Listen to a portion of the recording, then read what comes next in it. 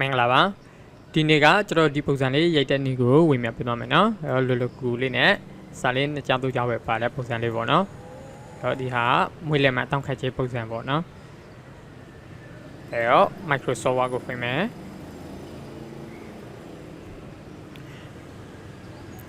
ပြီးတော့ blank document ကိုယူမယ်နော်ပြီးတော့ window layout ချမယ်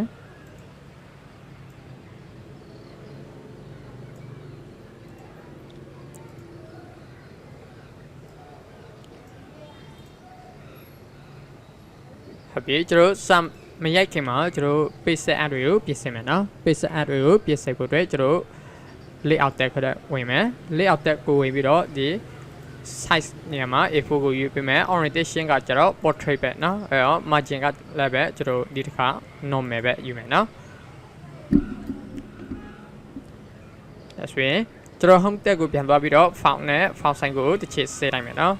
font ကလည်းပဲပြထားစု font ပြီးတော့ font size set တဲ့နော်ဒါဆိုရင်အလုပ်ဆင်ပြေပြီဆက်ပြေပြီဆိုကျွန်တော်ဆက်ဆက်ရိုက်လို့ပြပြီနော်ဆက်ဆက်ရိုက်မယ်ဆိုရင်သူ့ပေါ့နော်နေရာနေစမယ်သူပြီးတော့နောက်တစ်ကြောင်းဆင်းဖို့အတွက် enter သွားမယ် enter သွားပြီးတော့ကျွန်တော်ဒီမှာ margin ကနေပြီးတော့နည်းနည်းလေးခွာချင်တဲ့အတွက်ကျွန်တော် tab key ကိုနေမယ်နော် tab key ကိုတစ်ချက်နေပြီးတော့မြို့နယ်ကျမရေးဦးစီးမှုပေါ့နော်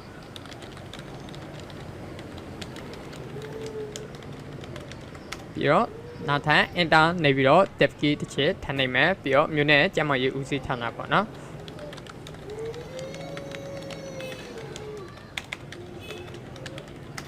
ပြီးတော့ကျွန်တော်မြေမြူဖဲဟာဆိုတော့မြေမြူလို့ရေးမယ်နော်ပြီးတော့နောက်ချက် enter နေပြီးဆင်းမယ်အဲ့ဒီအကြောင်းမှာကျွန်တော်အကြောင်းအရာကိုထည့်ရေးမယ်နော်နည်းနည်းလေးခွာပြီးတော့ enter နှစ်ကြောင်းပုတ်လိုက်မယ်နော် enter line နှစ်ကြောင်းပေါ့နော်စာကြောင်းနှစ်ကြောင်းပုတ်မယ်ပြီးတော့အကြောင်းအရာရေးမယ်နော်အကြောင်းအရာပြီးတော့ပုံမှန်ပြီးတော့ tag key တစ်ချက်ခုတ်ပြီးတော့ပုံမှန်နော်ပြီးတော့မွေးလင်မှန်တောက်ခတ်ခြင်းတောက်ခတ်ခြင်းပြီးတော့နောက်တစ်ချောင်းဆက်ဖို့အတွက်ကျွန်တော် enter ကိုထပ်နေမယ်ပြီးတော့ဘေးမြင့်နဲ့နည်းနည်းလေးထပ်ခွတ်ဖို့အတွက်ကျွန်တော် tab key ကိုနေမယ်နေပြီးတော့အထက်အကြောင်းအရာပါကိစ္စနဲ့ပတ်သက်၍အထက်အကြောင်းအရာပါကိစ္စနဲ့ပတ်သက်၍ပြီးတော့မြေမြူနဲ့ပြောကွယ်လာကြည်ရွာနေနော်ကွယ်လာကြည်ရွာနေပေါ့နော်ဒီမှာကွယ်လာကိုကျွန်တော်နည်းနည်းလေးထားရှိလိုက်မယ်နော်ဟုတ်ပြီအောက်ကိုဆက်သွားရေး best pin နဲ့နည်းနည်းလေးပြန်ဖြည့်ပေးမယ်ပြီးတော့ဒီမှာ enter ကိုမသုံးဘဲနဲ့ကျွန်တော်က space bar ကိုသုံးမယ်နော်နောက်တစ်ကြောင်းဆက်ဖို့အတွက် space ကိုနှိပ်မယ်ပြီးတော့ခွဲစားခွဲပိတ်ဘာရေးပြီးတော့spaceပြီးတော့မိပြီးတော့ space ပြီးတော့ e သားမြင်းဆောင်သမီး sorry သမီးကွယ်လာ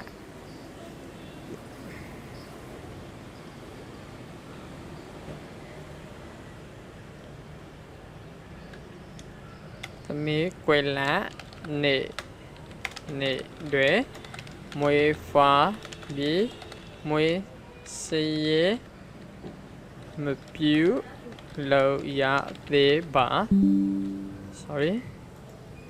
ပြူလို့ရသေးမပြူလို့ရသေးပါတဖြစ်ပေါ့နော်ပြီးတော့မွေးလဲမထုတ်ယူခွဲပြူပါရန်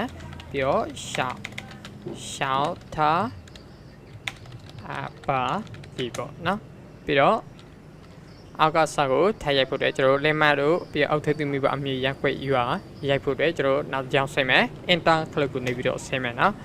enter နှစ်ကြောင်းလောက်ဆင်းမယ်နော်ပြီးတော့လက်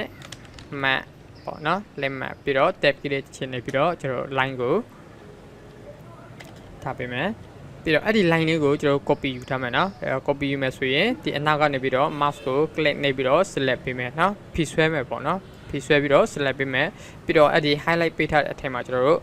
right click နေမယ် right click နေပြီးတော့ copy ကိုနေမယ်ဒါဆိုရင်ဒီ line လေးကိုကျွန်တော်က copy ယူထားပြီးပြီနော်အဲ့တော့နောက်တစ်ကြောင်းဆင်းမယ်ပြီးတော့အိုထိန်သူဘမဟုတ်မိဘအမိပေါ့နော်အဲ့တော့ဒီမှာ tag key နောက်ချစ်သုံးမယ်နော်ကျွန်တော် ရောတက်ပြီးကိုနေပြီးတော့ခဏကကူထားဟာကိုဒီမှာပြန်ပြီးတော့ထားပေးမယ်နော် paste ကိုနေမယ်ပြီးတော့နောက်တစ်ခုပြီးတော့နောက်တစ်ကြောင်းဆင်းမယ်နော်နောက်တစ်ကြောင်းဆင်းပြီးတော့ရက်ွက်မြေဆောင်ရွာပြီးတော့ဟုတ်ပြီရက်ွက်တမဟုတ်ရွာရောက်ရဲကျွန်တော်တို့ဒီမှာခုနကကူထားတဲ့ line လေးကို right click ပြီးတော့ paste ကိုနေပြလိုက်မယ်နော်အဲ့တော့ဒါဆိုရင်ကျွန်တော်တို့လိုချင်တဲ့ပုံစံတော့ရနေပြီပြီးတော့သူဒီမှာဆိုရင်ကျွန်တော်က lemon တို့အုတ်ထိပ်သူမိဘအမီတို့ကညာဖိမှာဆိုတော့ကျွန်တော် right alignment ပေးမယ်နော်right alignment ပေးဖို့အတွက်ကျွန်တော် select ပေးမယ်ဒီညာဖိပို့ချင်တဲ့စာပုဒ်ကြောင်းလုံးကို select ပေးမယ်ပြီးတော့ကျွန်တော် paragraph ထဲဝင်ပြီးတော့ဒီမှာ right alignment ကိုနေပြလိုက်မယ်နော်ပြီးတော့ဒီ subbyte ကိုကျွန်တော် justify ပေးမယ်နော်အဲ့တော့ justify ပေးမယ်ဆိုရင်ကျွန်တော် justify ပေးလို့တဲ့ subbyte အလုံးကို select ပေးမယ် select ပေးပြီးတော့ကျွန်တော် paragraph ထဲဝင်ပြီးတော့ဒီမှာ justify ကိုနေပေးမယ်နော်ဟုတ်ပြီပြီးတော့ဒီမှာမွေးလင်မှတောက်ခတ်ခြင်းအကြောင်းအရာပေါ့နော်အဲ့ဒီကောင်ကိုကျွန်တော်ကသူ့မှာစလုံးအနည်းအောင်လေးလုပ်ထားတယ်အဲ့တော့ဘိုးပေးထားတာပေါ့နော်စလုံးထူအောင်အဲ့တော့ကျွန်တော် select ပေးမယ်ပြီးတော့ဘိုးကိုနေပေးမယ်နော်ပြီးတော့ဆိုရင်ဆေးပြီးပြီနော်အဲ့ဒီမှာအကြောင်းအရာတွေမှာကျွန်တော်ကစာကြောင်းလေးကိုနည်းနည်းလေးထပ်ပြီးတော့ line space ကြီးချဲလို့ရပြည့်ရနော်အဲ့ဒီစာပိုင်းမှာ select ပေးမယ် select ပေးပြီးတော့ဒီမှာ paragraph ထဲဝင်မယ်ပြီးတော့ဒီမှာ line in paragraph space ဆိုပြီးတော့ရှိရနော်အဲ့ဒီကောင်ကိုတစ်ချက်နေပြီးတော့ 1.5 လောက်ထားပေးမယ်နော်ဒါဆိုရပြီဟုတ်ပြီဒါဆိုရင်ကျွန်တော်လိုချင်တဲ့ပုံစံလေးရသွားပြီเนาะအဲ့ဗီဒီယိုကိုစုပ်ထိကြည့်ပေးတဲ့အတွက်ကျွန်တော်အများကြီးကျေးဇူးတင်ပါတယ်နောက်လည်းပဲကျွန်တော်ကဒီလိုပုံစံတွေရိုက်တဲ့နည်းကိုအများကြီးဝင်မြဖို့ရှိတဲ့အတွက်မိတ်ဆွေက Computer Basics ကိုခုမှစပြီးတော့လေ့လာနေတဲ့သူဆိုရင်ဒီ channel လေးကို subscribe လုပ်ထားလိုက်ပါနော်